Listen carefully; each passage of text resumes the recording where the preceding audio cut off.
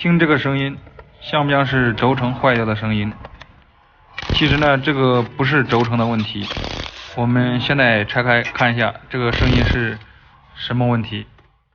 声音是从电机里边出来的，用手转动的时候声音没有那么大，但是骑行的时候声音非常大。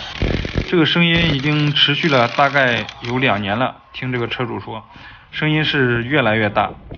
我们现在给这个电机打开看一下，这个电机里边现在是什么情况？是不是进水了？我们现在螺丝拆掉以后，现在把电机打开。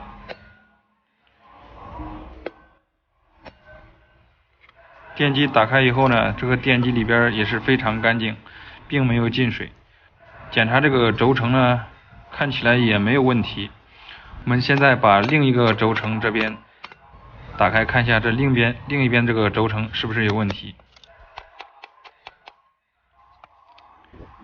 另一边这个轴承看起来也没有什么问题。我们把这个轴承撬开，看里边的钢珠里边是不是缺油，但是看上去也没什么问题。我们把这个黄油加一点，把这2个轴承里边都加点这个黄油，然后封上去，把这个电机装回去，看一下这个问题会不会解决。检查过电机里边找不到是什么问题，我们只有把这个轴承加点油，看这个问题有没有解决。现在把这个电机装到车上，试一下这个声音还有没有。